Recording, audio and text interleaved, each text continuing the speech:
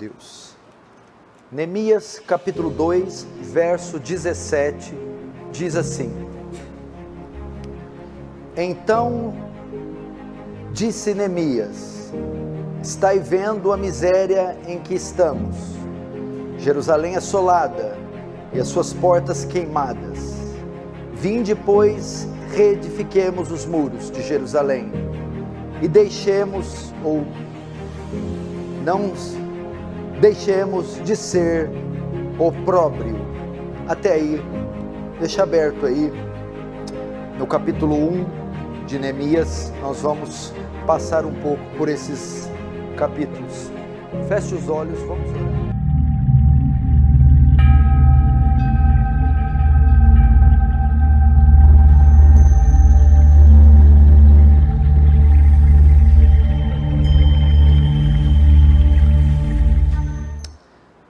Pai Santo, mais uma vez recorremos a Ti e a Tua graça, cônscios da nossa pequenez e da nossa miserabilidade, da nossa dependência de Ti, da nossa urgente necessidade de graça.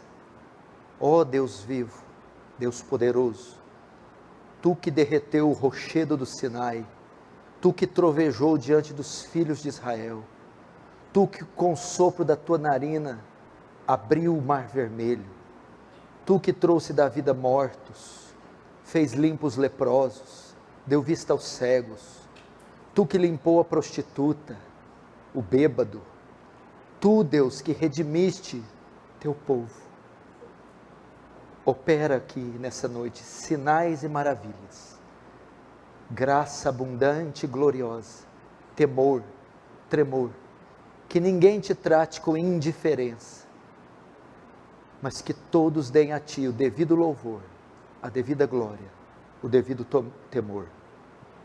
Faz Teu reino avançar, Senhor, receba glória para Si, e nos conforma a imagem do Seu Filho, em nome de Jesus, amém. Irmãos, preste atenção aqui, eu creio que esse tema vai ser muito oportuno, muito pertinente para a sua vida. Eu quero falar sobre tomar decisões debaixo da vontade de Deus.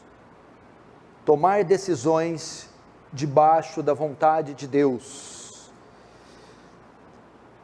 Você precisa entender que antes da nossa conversão, nós temos uma vida alheia à graça divina, alheia à vontade de Deus, à palavra de Deus, aos mandamentos de Deus. Éramos filhos da ira por natureza e seguíamos o curso desse mundo, do príncipe das potestades do ar, do espírito que opera nos filhos da desobediência. Fazíamos o que era aprazível a nós. À medida que nós nos convertemos, a nossa vontade passa a estar sujeita à vontade de Deus, passa a estar cativa à vontade de Deus.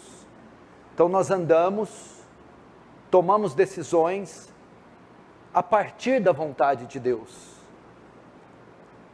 No primeiro concerto, na primeira aliança, as leis, os mandamentos eram escritos em pedra.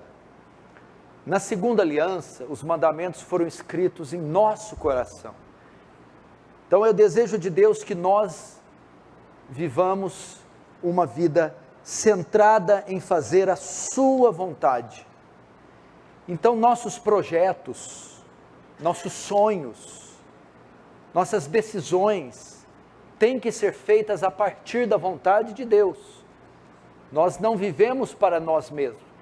Paulo diz, quer vivamos, quer morremos, vivamos para o Senhor. Porque esse é o desejo de Deus para nós, a sua vontade. E eu quero usar essa passagem de Neemias para demonstrar isso, como nós devemos realizar nossos projetos, tomar nossas decisões, conduzir nossas vidas, debaixo da vontade de Deus. Eu tenho certeza que você está aqui e tem desejos, tem sonhos, tem metas de vida. Com absoluta certeza você tem alguma coisa para fazer, executar até o final desse ano. Tem alguma coisa para executar no próximo ano 2022. Ou tem alguma coisa, ou algumas coisas, para fazer nos próximos 5 anos. E como você deve fazer essas coisas? Como você deve tomar essas decisões? Como você deve escolher a pessoa com quem você vai se casar? Com quem você vai se relacionar? A cidade onde você vai morar? O empreendimento onde você vai investir? Todos nós temos isso. E Neemias vai nos apresentar essa receita. E ele começa com o seu projeto. O projeto de Neemias, ele estava em Suzã, ele era copeiro do rei em Suzã. E ele tinha, depois que ele recebeu o relatório de como estava a sua terra natal, Jerusalém, ele então intenta um projeto, reconstruí-la, viajar de Suzã na Pérsia para Jerusalém e reerguer os muros, as portas, reconstruir a cidade e até o templo.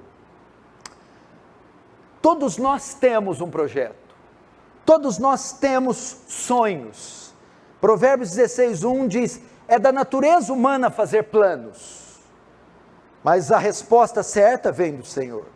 Provérbios 19:21 diz, muitos são os planos do coração do homem, mas o que prevalece é o propósito do Senhor. Então é natural, é comum, é da nossa natureza termos projetos. Qual é o seu? Qual é o seu objetivo de vida para os próximos meses ou anos? Que decisões você já tomou, está tomando ou pretende tomar para o futuro? Onde você pretende empreender seu dinheiro, seus recursos, seu tempo? Com quem você pretende viver a vida a dois? Quando você pretende se casar? Aonde você pretende morar? O que você vai fazer da sua vida daqui para frente? O plano de Neemias era reconstruir Jerusalém. Qual é o seu? Agora vamos ver quais são os passos que Neemias dá para ter certeza se essa é a vontade de Deus e para ter êxito neste sonho, nesse projeto.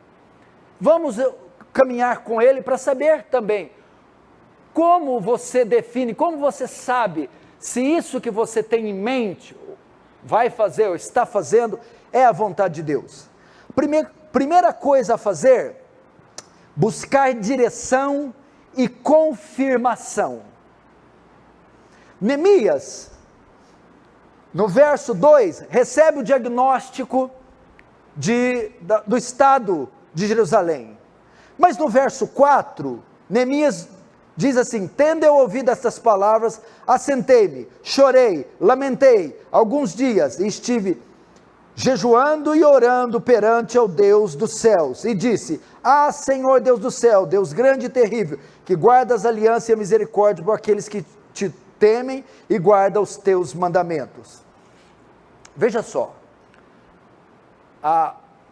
o projeto de Neemias era mais ou menos um projeto ligado à construção civil. Era uma reforma de proporções gigantescas, um empreendimento gigantesco, em um outro estado, em uma outra região. Então ele tinha problemas com a geografia, com a mão de obra, com a estrutura, com tudo isso. Mas era o projeto dele. O que foi a primeira coisa que Neemias fez? Foi fazer. Neemias foi buscar a vontade de Deus. Neemias foi orar. Neemias foi se perguntar, esta é a vontade de Deus? É a decisão certa reconstruir essa cidade? O Senhor aprova isso que eu estou fazendo? Eu terei prejuízo? A primeira coisa que você precisa fazer antes de tomar uma decisão, antes de dar início em um projeto, é buscar a direção e a confirmação do Senhor. É buscar saber se aquilo que você está empreendendo a sua vida é a vontade de Deus. Neemias não saiu imediatamente numa carruagem de maneira desenfreada, viajando para Jerusalém a fim de reconstruí-la. Ele primeiro foi buscar confirmação da parte de Deus. Antes de você tomar as decisões mais importantes da sua vida, antes de você empreender sua vida em alguma coisa, antes de você dar início ao seu sonho, o projeto, você precisa saber, isto é a vontade de Deus? É a decisão certa que eu estou tomando?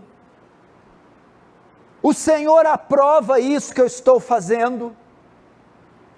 Você não pode fazer nada, dar um passo sequer na sua vida, o menor que seja, sem primeiro saber se aquilo procede de Deus, se você tem confirmação de Deus. E de que forma eu busco a vontade de Deus para a minha vida? De que forma eu busco a vontade antes de tomar decisões? Pelo menos de 3 formas. Primeiro, a oração e a palavra de Deus. Primeiro, oração. Lucas 6, 12, 13, mostra que Jesus ia escolher os discípulos.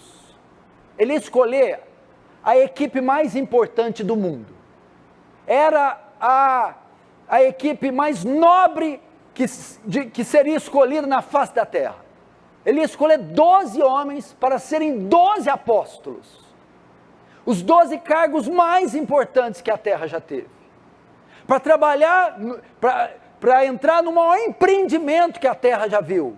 Ser discípulos do Senhor Jesus. Mas antes de escolher esses discípulos, olha o que Jesus fez. E aconteceu que naqueles dias, subiu ao monte a orar. E passou a noite em oração a Deus. E quando já era dia, chamou a si os seus discípulos, e escolheu 12 deles, a quem também deu o nome de apóstolos. Antes de escolher 12 discípulos, Jesus, um homem sem pecado, com discernimento sem igual, passou a madrugada toda orando, para fazer essa escolha. Você deve buscar a vontade de Deus primeiro em oração. Você deve reservar um período da sua vida, antes de tomar decisões, em oração. Talvez uma semana, talvez 2, talvez um mês, talvez 6, talvez até anos. Dependendo da importância do grau, busque saber a vontade de Deus através de oração. As pessoas estão tomando decisões hoje muito precipitadas. Elas não consultam a Deus. Elas não vão a Deus. Nós não temos condição de enxergar além dessa parede. Não temos condição de sequer prever o nosso futuro. Prever o tempo, se vai chover amanhã ou se vai ter sol. Quantas previsões são equivocadas? Não temos condição. Só aquele que tem toda a ciência pode saber, ver além da parede, ver além do tempo, saber o futuro. E esse é Deus, que é onisciente. Mas muitos de nós estamos tomando decisões precipitadas, ansiosas, afoitas, motivadas por desejos ilegítimos, por pressões, e não pela vontade de Deus. O texto que o pastor Cunha abriu aqui diz, a oração do Pai Nosso, que é toda didática e doutrinária, diz, Pai Nosso que estais nos céus, santificado seja o teu nome, venha a nós o teu reino, seja feita a tua vontade.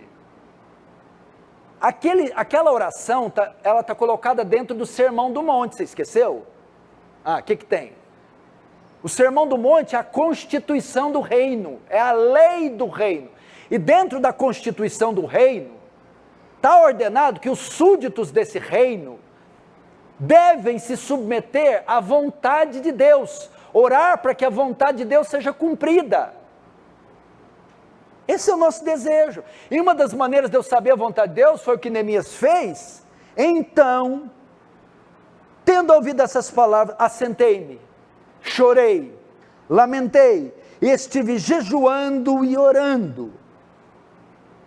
Ore a Deus, não tome nenhuma decisão, não tome nenhuma decisão na sua vida, seja a menor que for, sem antes Deus te responder a respeito, sem antes você ter certeza, ter uma confirmação que aquilo é a vontade de Deus. Primeira oração. Segunda maneira de saber a vontade de Deus, ou de buscar a vontade de Deus, através da palavra de Deus. 1 Reis 22, 4, 5. Então perguntou a Josafá, o rei de Israel pergunta a Josafá: irás tu comigo a peleja? Olha, eu tenho um empreendimento aí, entrar numa guerra, você vai entrar comigo, com o teu exército, em Ramote Gileade? Respondeu Josafá, o rei de Israel,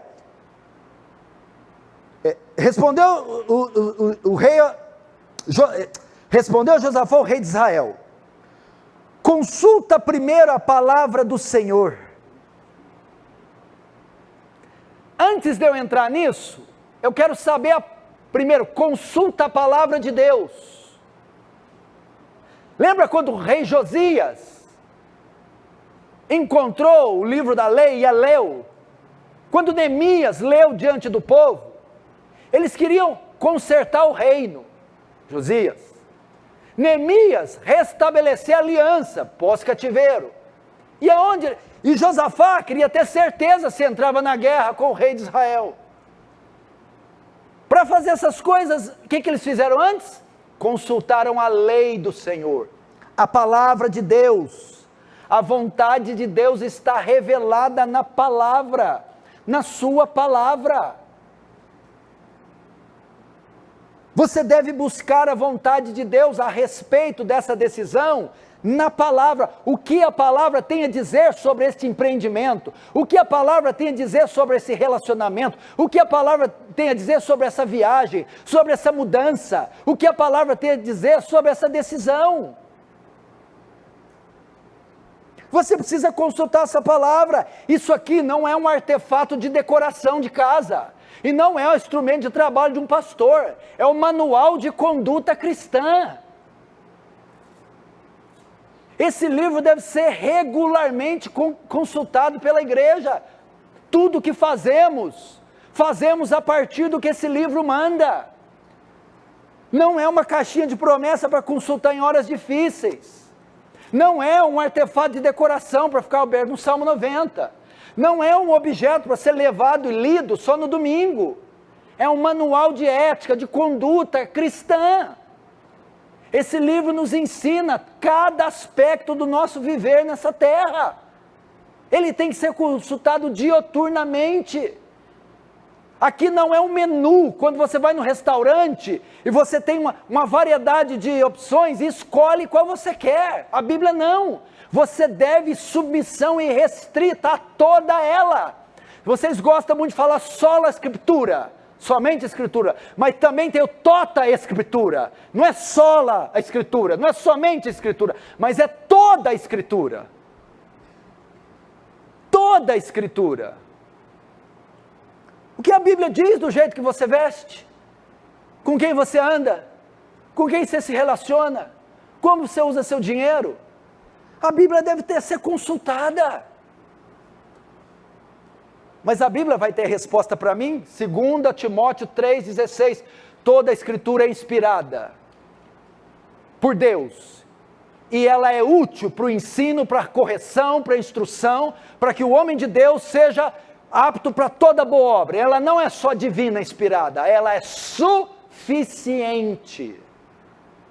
Vai na Bíblia, gente. Esse monte de crente desnorteado, batendo cabeça, fazendo uma lambança atrás da outra, passando vergonha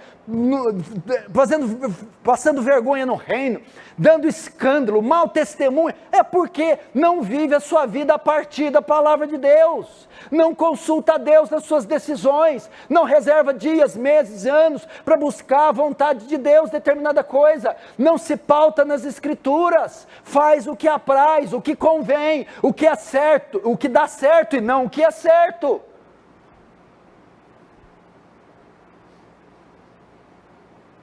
Veja Neemias, tendo ouvido isto, eu vou buscar Deus primeiro.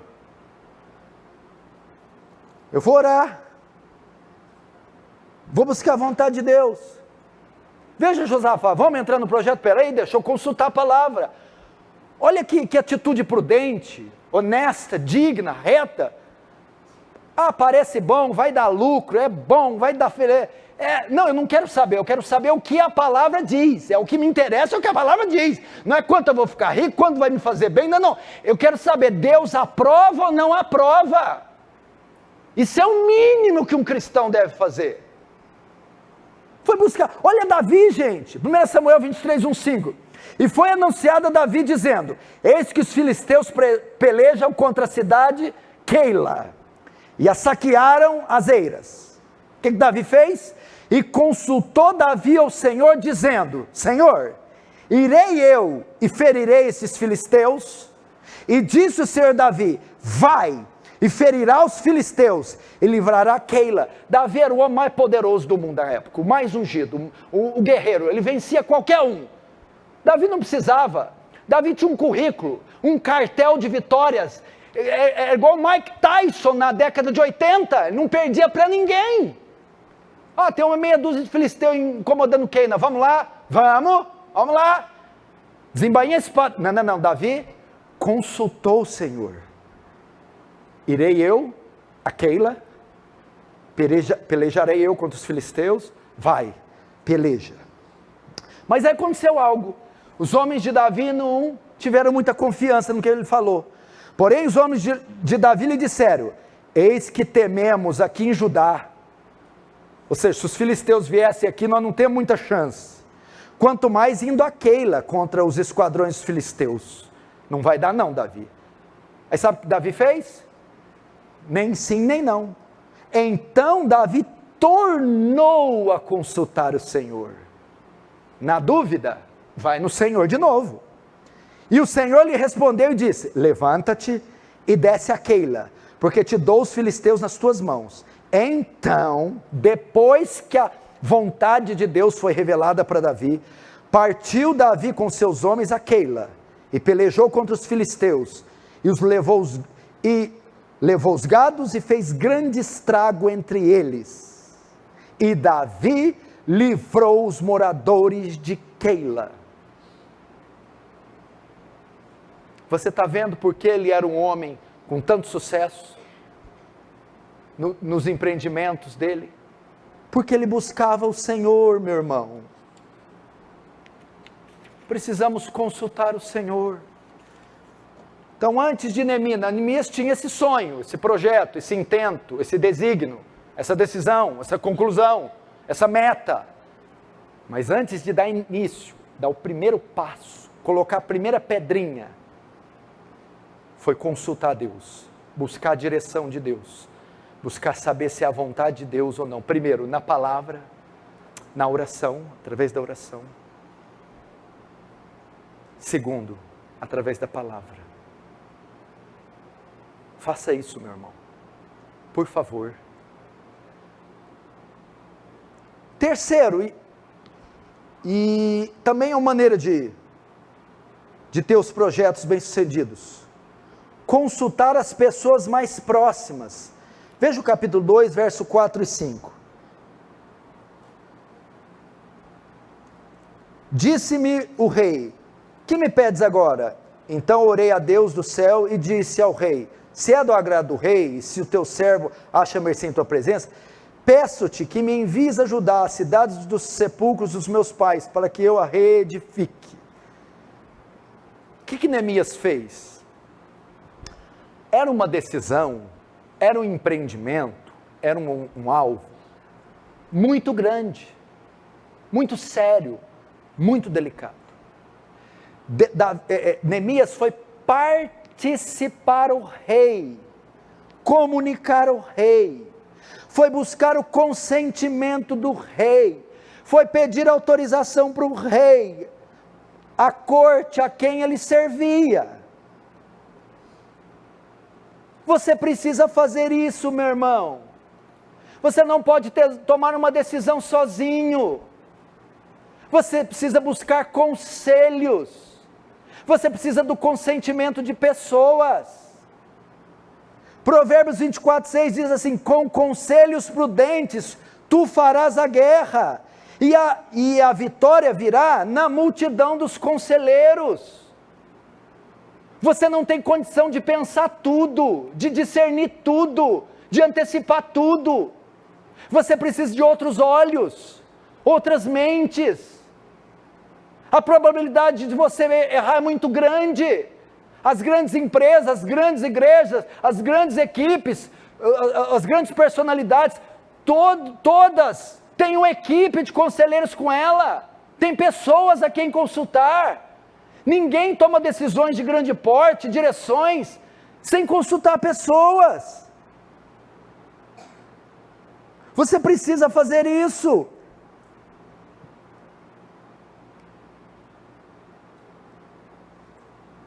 Veja o exemplo de Davi novamente, 1 Crônicas 13, 1-3. Veja só, escute. E Davi tomou conselho com os capitães de milhares. Quem era o homem segundo o coração de Deus? Eram os capitães? Era Davi. Quem foi o ungido rei de Israel? Davi. Quem era o grande pastor de Israel? Davi. Quem falava tete a tete, no manto com Deus? Davi.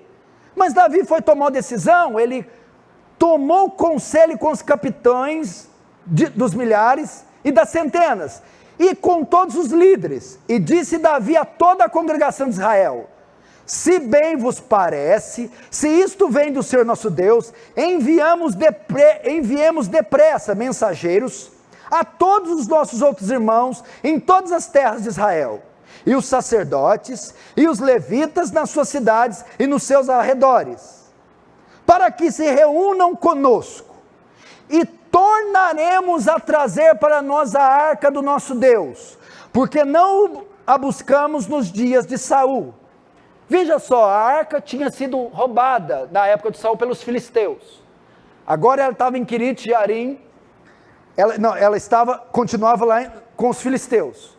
Davi intenta trazê-la para Jerusalém, porque era para lá que ela devia ficar. E no tempo de um dos piores reis, ela foi roubada.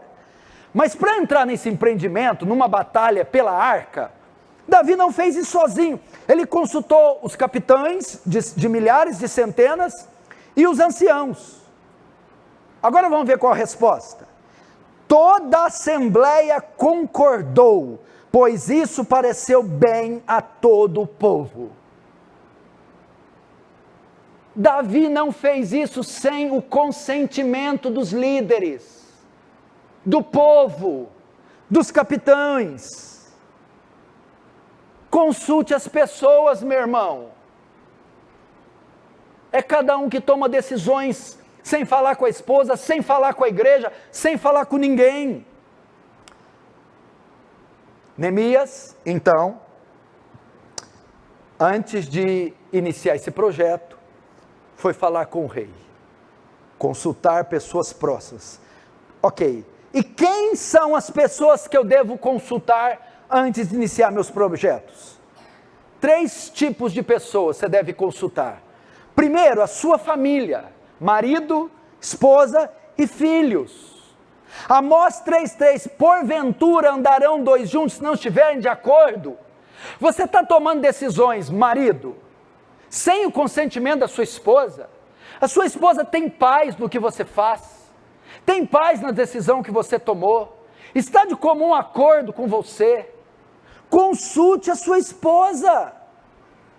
Quando Deus criou Eva, diz: não é bom que o homem fique só, far-lhe-ei uma auxiliadora, adjutora, que lhe seja idônea. Para que Deus colocou a mulher na vida do marido?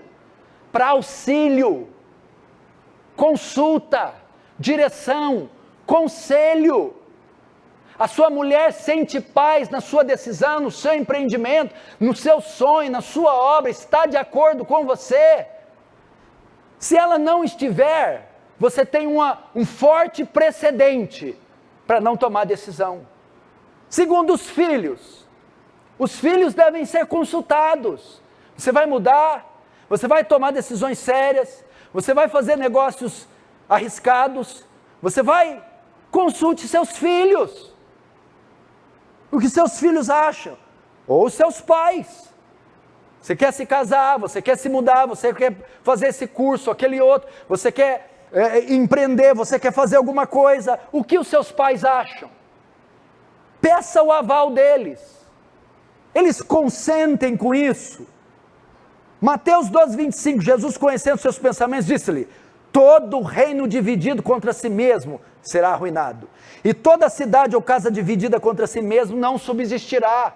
Um projeto que é feito dividido não vai prosperar. Algo que é feito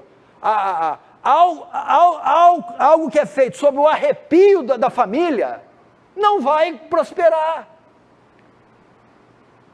Tem que haver acordo entre os membros. E o texto está dizendo, a casa dividida. Então, primeiro, que você deve consultar a família. Segundo, você deve participar das autoridades.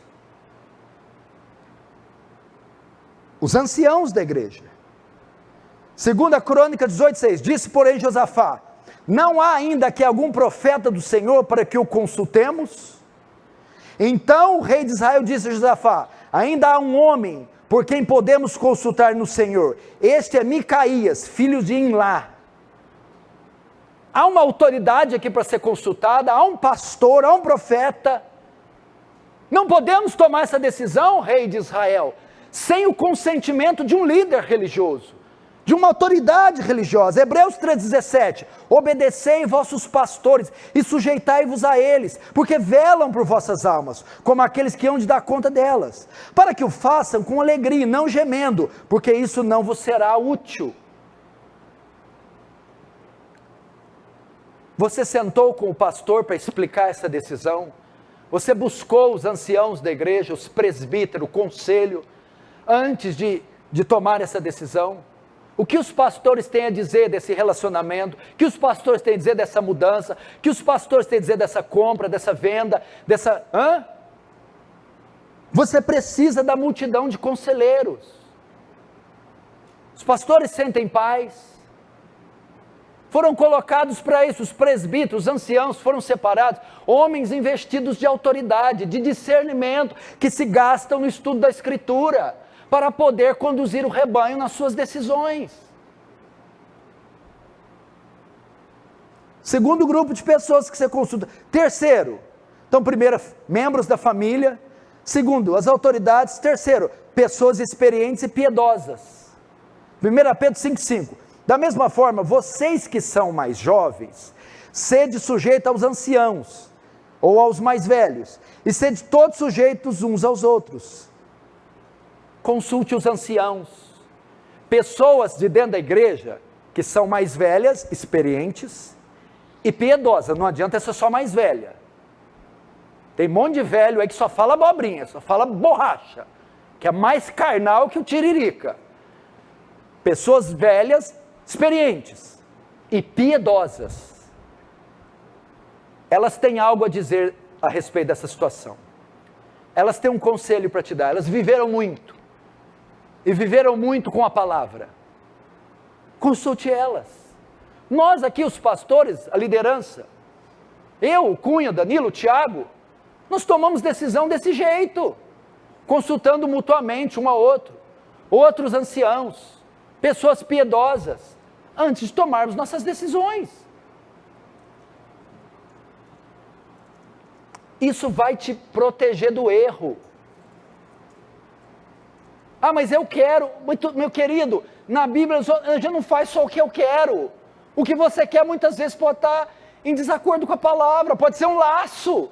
Muito cuidado com a vontade. A vontade muitas vezes é enganosa, eu vou tratar disso mais na frente. Então essa terceira maneira, você busca a vontade de Deus em oração, busca a vontade de Deus na palavra, como Deus vai te direcionar aquela situação depois que você orar, o que a palavra tem a dizer sobre essa situação, e se você tem apoio nessa decisão. se você tem consentimento de pessoas, se isso não é um desejo obstinado, se não é um devaneio, se não é um impulso doido da sua cabeça. Ter a harmonia com que estão à sua volta, igreja, família e amigos.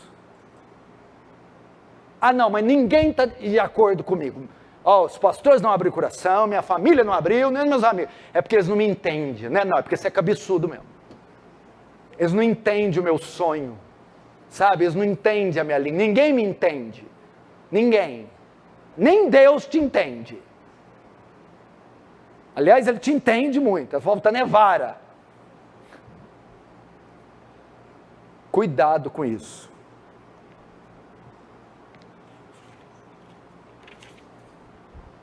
Quarto, e também é uma maneira de você saber a vontade de Deus, esperar a hora certa. Escuta isso aqui, olhe para mim. Ter o projeto, ter o sonho, não significa que você deva começá-lo na hora. O fato de eu ter uma meta, um sonho, um projeto, escrever um livro, plantar uma igreja em São Paulo, fazer missões na Ásia, não significa que deve ser feito amanhã.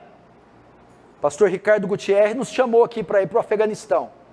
Pastor Jawed nos chamou para ir para o Paquistão. É uma excelente obra. Pregar na janela 1040, onde não há Bíblia, não há Deus, não há Jesus, ninguém conhece Deus. Mas será que é hora de eu e o Cunha ir, com 3 esposas jovens e com um monte de crianças? Ter o projeto não significa começar na hora. Veja só, Neemias, escuta, ele elaborou o projeto no mês de Quisleu, que no calendário hebraico refere-se a novembro e dezembro, Quisleu. Mas ele só foi começar a obra no mês de Nissan, março e abril. De quando ele elabora o projeto para o início do projeto, ele esperou um período de 4 meses. Então o projeto começou em novembro. Ele só foi fazer o projeto em março, abril. Só foi iniciar. Por quê? Você tem que esperar. Deu o impulso, a vontade, o desejo, você já planejou, tem uma planta. Pastor, veja só, eu tenho até a torre do edifício, de 186 andares, um luxo, o senhor precisa de ver, tem até o pisca-pisca que vai ficar na ponta, está tudo na minha cabeça. E quando você quer começar? Amanhã. Por que eu devo esperar? Escute. Primeiro, porque pode ser um impulso do seu coração. Jeremias 17:9, enganoso é o coração, mais que todas as coisas, e perverso, quem o conhecerá? Talvez é um impulso, é uma sangria, é uma volúpia, que é enganosa, e você pelo tempo pode ser convencido que aquilo estava errado, que aquilo era só impulso, que aquilo não era vontade de Deus. Por isso você não deve ser dirigido pela vontade, pelo impulso. Neemias, o cara chegou, olha, e aí, como é que vai Hanani lá, como é que está Jerusalém? Jerusalém? Vixe, os muros estão fendidos, as portas queimadas a fogo, o povo está em miséria e desempregado, com muita vergonha. Neemias, meu Deus do céu, pega o cavalo, pega a coisa, vamos para lá. Neemias é louco, ele ia ser morto no caminho. Neemias para, calma, espera, 1, 2, 3, 4 meses. Ter a meta, ter o projeto, não significa que você deva iniciá-lo de imediato. Por quê? Porque aquele desejo, aquele anseio, pode ser enganoso, pode estar te pregando uma peça, pode ser precipitado. Por que pode? Porque a Bíblia diz que enganoso é a vontade, enganoso são as emoções, enganoso é o coração. Ele embota muitas vezes os sentidos, muitas vezes ele nos cega e nos tira a razão, e aquela paixão, aquele fervor, aquele ímpeto, nos faz quebrar a cara. Por isso que tem que esperar. Eu aprendi isso com relação a comprar coisas. Já viu quando você passa numa vitrine e vê uma camisa? Ou vê um sapato, a mulher? Ou a criança vê uma bicicleta, um brinquedo? Nossa, parece um imã, se cola na vitrine. Eu quero. E você fica. Aí você vai gastando e contraindo dívida. No final você não aguenta passar o cartão. Esse rapaz disse para mim, quando você vê algo na vitrine e fica morrendo de vontade de comprar, espera 3 dias e depois volta lá. Você vai ver o que acontece. Rapaz, então tá. Eu quero aquela camisa, aquele sapato, eu quero. Passa 3 dias, você vai lá. Aí você olha, nossa, primeiro, não é tão bonita essa camisa que eu não pensava não. Segundo, pensando bem, eu nem estou precisando de camisa. Terceiro, gente, olha o preço disso aí. Tá maluco de comprar um negócio desse? Quarto, você não compra a camisa. Porque o que te motivou aquele dia era um impulso, um desejo impensado, irracional. É assim que a gente compra carro, troca de casa, muda e só estoura, arrebenta com o nome, porque faz tudo no impulso. Não. Espere as emoções baixar, a razão ser recobrada, o discernimento, aí tome suas decisões. Segundo, por que eu não devo começar de imediato? Primeiro, porque pode ser um impulso. Segundo, porque pode ser uma armadilha de Satanás. Um projeto, um empreendimento, uma viagem, uma mudança, um casamento, uma compra, uma venda, uma coisa legal. Meu Deus, você se atira nela. Pode ser uma armadilha de Satanás. O rei Josafá com o rei Acabe. 1 Reis 22, 4, diz assim, então se voltou Acabe para Josafá e perguntou, você se ajuntará a mim na batalha para reconquistar Ramat de Gileade? Olha o projeto, vamos entrar numa guerra, vamos entrar no empreendimento. Olha o que Josafá respondeu. Josafá respondeu ao rei de Israel, claro que sim, você e eu somos como um só. Meus soldados são seus soldados, meus cavalos, seus cavalos. Josafá, um rei piedoso, estava entrando num laço de se unir ao rei Acabe, o pior rei de Israel. Foi na vontade. Mas o senhor leu nos versículos anteriores, que ele consultou a palavra e o profeta, mas ele não atendeu. Ele foi movido na sua vontade. Aí sabe o que aconteceu? Foi a pior coisa que Josafá fez na vida dele, foi uma armadilha. Eles subiram para guerrear em Ramote Gileade e foram desbaratados, Acabe foi morto e quase que Josafá morre também. Foi uma armadilha. Será que essa decisão de se envolver com esse rapaz não é uma armadilha contra você, menina? Será que esse desejo de se envolver com essa menina não é uma armadilha para você, rapaz? Será que essa mudança não é uma armadilha que Satanás está preparando para destruir sua fé? Será que esse empreendimento, essa sociedade que você entrou não é um laço que vai te tomar tudo? Você não consultou a Deus, você não buscou na palavra, você não buscou os anciãos, a família, as pessoas piedosas, você não esperou a resposta de Deus, você foi no impulso, está entrando num laço, numa armadilha. Você pode ter o projeto, mas não começa ele ainda. Mas por que Neemias esperou 4 meses? Ô Heitor, para fazer uma leitura da situação, para fazer uma leitura,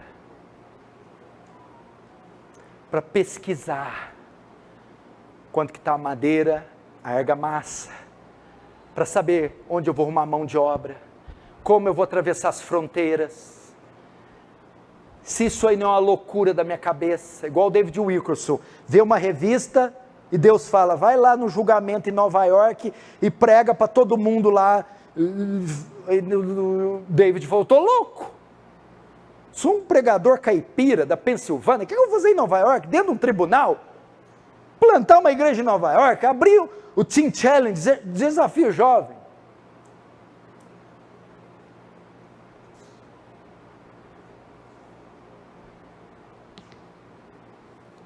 Quer casar? Quero. Agora é a hora? Pode não ser. Quer mudar? Quero. Agora é a hora? Pode não ser. Espera. Porque é enganoso o coração e porque pode ser um laço. Como é que eles pegam presas? Urso. Como é que se pega urso? Pega leão, alce. Como é que pega rato? Coloca uma armadilha. Aquelas armadilhas comuns nos desenhos dos filmes, né? É aquele gancho com pontiagudo. Você abre ele, pá! O que eles fazem? Abre aquela armadilha, colocam folhas e uma comida. É tão atraente, cheira bem, é mel, não tem nenhum perigo à vista, as folhas cobrem, aí vem o urso, e a armadilha, abocanha e pega. Assim é também muitas coisas, tem aparência, parece inofensivo, parece um bom rapaz, parece um bom empreendimento, mas pode ser um laço. Cuidado. Quinto,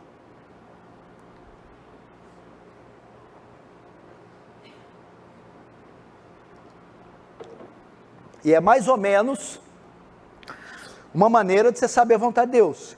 Tenha uma estrutura e uma equipe. O cara quer tomar decisões, a menina quer tomar decisões, mas não tem nenhum recurso que respalda essa decisão. No capítulo 2, no verso 7, Neemias pede uma carta ao rei. O que era essa carta? Um documento autorizando ele passar pelas fronteiras até Jerusalém. Ele precisava de um visto. A papelada, a regulamentação, tinha que estar tudo em dia. Ele precisava resolver o problema jurídico da reconstrução. O rei dá. No capítulo 2, verso 8, ele requisita matéria-prima. Ele precisava de madeira para construção, ele precisa de uma carta de crédito, dinheiro. O rei dá. No capítulo 2, no verso 11, ele precisa de uma escolta para ir até lá. Porque ele ia passar pelo território inimigo, ele podia ser morto no caminho e nem chegar. O rei concede uma escolta. E no capítulo 3, ele precisa de mão de obra. Como é que vai reerguer uma cidade, um homem sozinho? Isso é um tolo. No capítulo 3, Deus levanta sacerdotes, os de Jericó e os tecoitas. O projeto de Neemias não era fruto de um devaneio do coração, era firmado em bases sólidas. Ele possuía uma equipe e uma estrutura. Essa é uma maneira de saber se é a vontade de Deus que você está fazendo. Como? Você tem uma estrutura, uma equipe que respalda esse sonho, ou é um louco aventureiro? Você tem uma equipe, você tem uma guarnição, uma retaguarda, uma reserva, tudo a respeito dessa decisão. Está correto? Senão não tem como tomar. Você precisa dessa estrutura. Veja só, problema jurídico, matéria-prima, mão de obra, segurança, tinha toda uma estrutura envolvendo Neemias. Não, pastor, só tem eu sozinho. É? Só você sozinho? Só eu sozinho. É um devaneio. Você precisa disso aqui. Dependendo do que você está empregando na sua vida, seus recursos, seu tempo, seu corpo, a mudança, o casamento, o relacionamento, o ministério, você tem que ter uma estrutura que respalde esse sonho, senão é só sonho mesmo. Se Neemias não tivesse nada disso aqui, ele nem ia falar com o rei, o que ele ia fazer em Jerusalém? Sem as cartas, sem a mão de obra, sem a matéria-prima, sem proteção, ia ser morto. Ia morrer de sede, no caminho de fome, assaltado, sequestrado. Êxodo 18, 14, 23, veja só, Moisés e Jetro. Vendo, pois, Jetro tudo que Moisés fazia ao povo, diz: que é isso que tu fazes? Por que te assenta sozinho diante desse povo, de manhã até tarde? Não é bom o que fazes. Ouve agora a minha voz, e eu lhe aconselharei, Deus seja contigo. Tu, Moisés, dentre todo o povo, procura homens capazes, tementes a Deus, e os põe sobre eles por maiorais de 1000, maiorais de 100, maiorais de 50, maiorais de 10, para que julguem este povo todo o tempo, e que seja todo um negócio grave, tragam a ti.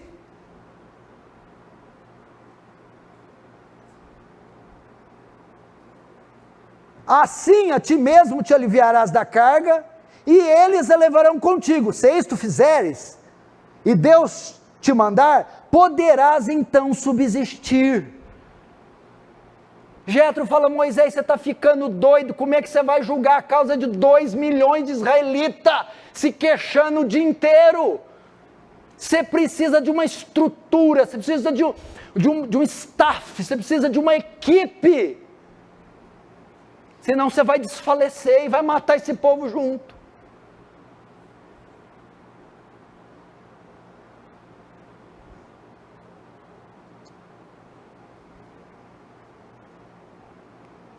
Amém?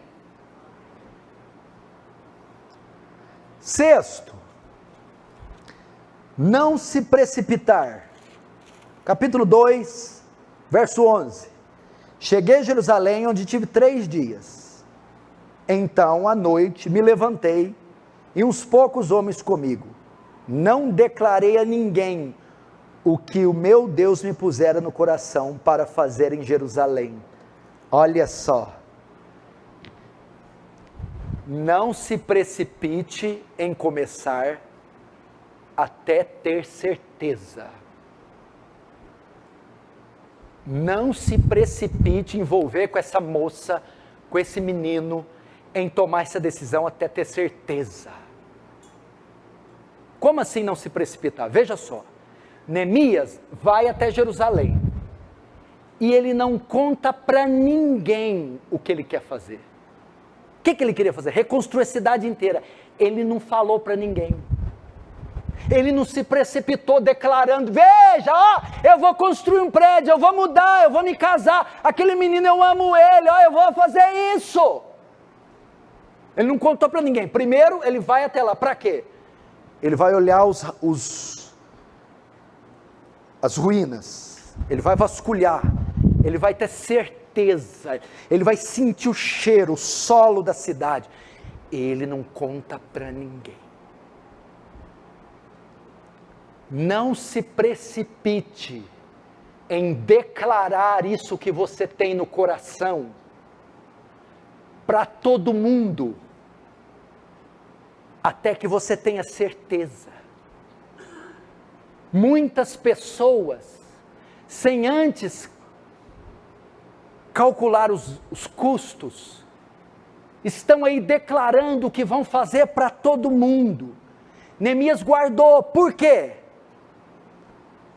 Porque se ele contasse o que ia fazer, e ele descobrisse que não fosse a vontade de Deus, ele teria que fazer por pressão popular. Foi o que aconteceu com Herodes, quando prometeu que ia dar a cabeça de João Batista para a menina. Pede o que quiser, até metade do reino. Eu quero a cabeça de João Batista numa bandeja. Aí ele teve que cumprir. Por pressão, você vai ter que fazer algo, porque você já declarou para todo mundo. Segundo, se não for vontade de Deus, você que já declarou para todo mundo, não vai fazer, e vai ser envergonhado. A parábola da torre. Um homem que vai construir uma torre e não calcula os gastos, e deixa ali inacabada, e vem pessoas e diz: veja, aquele homem não teve condições de acabar, foi envergonhado. Quando a pessoa, antes de saber a vontade de Deus, ela sai espalhando o seu plano, ela vai ficar obrigada, ela vai ser refém daquelas que ele contou, e vai ter que concluir algo, por pressão. Ou segundo, ela vai ser envergonhada. Uai, não era vontade de Deus você fazer aquilo? Mas não era ele que você ia casar?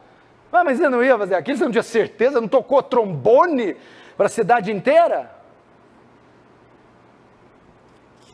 A Bíblia diz assim, não declarei a ninguém o que meu Deus pusera no meu coração para eu fazer. O verso 16 diz, pois até aqui não havia eu declarado coisa alguma, nem aos judeus, nem aos sacerdotes, nem aos nobres, nem aos magistrados, nem aos mais que faziam a obra.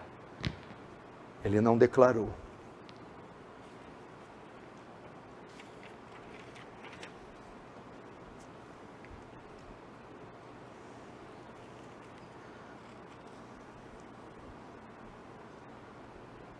Agora o verso 17, veja só. Então lhes disse, estai vendo a miséria que estamos, Jerusalém assolada, suas portas queimadas. Vim, pois, reedifiquemos os muros de Jerusalém, e deixemos de ser opróbrio. E lhes declarei como a boa mão do meu Deus estivera comigo, e também as palavras que o rei me falava. Então disseram, disponhamos e reedifiquemos, e fortaleceram as mãos para a obra, até aí. Veja só o verso 18, parte B, lhes declarei, a parte A, como a boa mão do Senhor estivera comigo.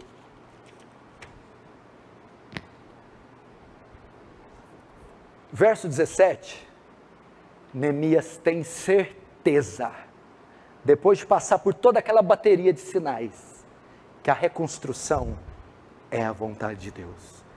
Então agora, com paz no coração, ele diz, vinde e reedifiquemos, não estejamos mais em opróbrio. Só depois disso, que Neemias começou. Irmãos, que aula de Neemias. E detalhe, o projeto de Neemias não era uma grande empresa, um casamento, que é tudo lícito, legítimo, tudo bem. Mas o projeto de Neemias é reconstruir a cidade santa, a capital da adoração, onde o templo estava e a arca repousava. Era restituir a aliança e o culto davídico. E mesmo assim consultou a Deus para saber se Deus queria isso. Porque quando destruiu no ano 70 o templo de Herodes, o imperador Tito, Deus não quis mais não que reconstruísse.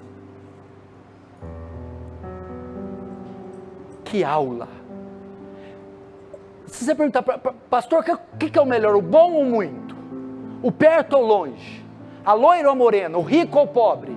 O sul ou o norte? Qual que é o bom? O bom é a vontade de Deus, que é boa, agradável e perfeita, seja aqui ou acolá, com muito ou com pouco, com preto ou com branco, é a vontade de Deus, para que experimenteis qual seja a boa, agradável e perfeita vontade de Deus. O crente se satisfaz com a vontade de Deus, e não com a dele próprio.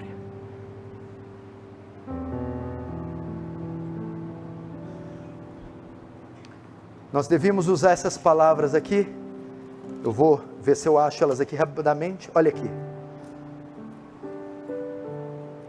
Deixa eu ver se eu acho. Tem um pouquinho de paciência. Sei que o tempo...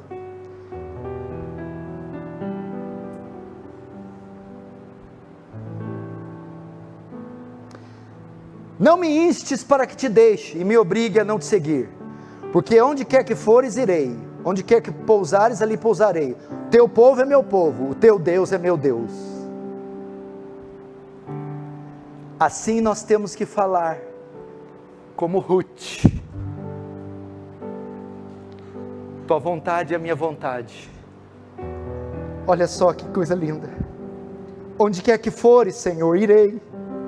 Onde pousares, Senhor, pousarei. Teu povo é meu povo, tua vontade é a minha vontade. Teu Deus é meu Deus. Vamos dizer assim para o Senhor. Então, eu concluo dizendo assim: Soraya, que trabalha muito com projetos, sabe qual que é o projeto ideal, Soraya?